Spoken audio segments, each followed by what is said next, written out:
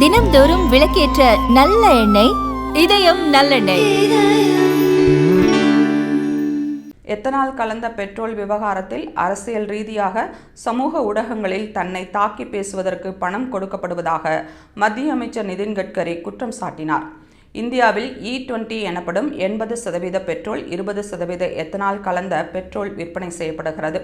இதனால் வாகனத்தின் மைலேஜ் குறையும், என்ஜின் பழுதடையும் என உச்சநீதிமன்றத்தில் வழக்கு தொடரப்பட்டது.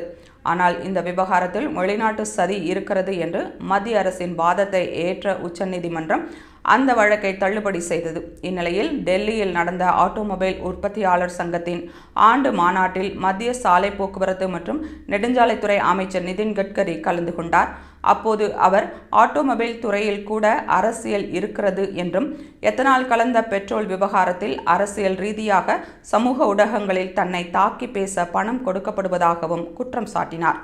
பின்னர் மக்காச்சோளத்தின் மூலம் எத்தனால் கிடைப்பதால் இந்திய விவசாயிகளுக்கு 45,000 கோடி ரூபாய் வருமானம் கிடைப்பதாக பேசிய நிதின் கட்கரி வெளிநாடுகளை சார்ந்திருப்பதை E20 பெட்ரோல் பெருமளவில் குறைத்துள்ளதாக கூறினார்.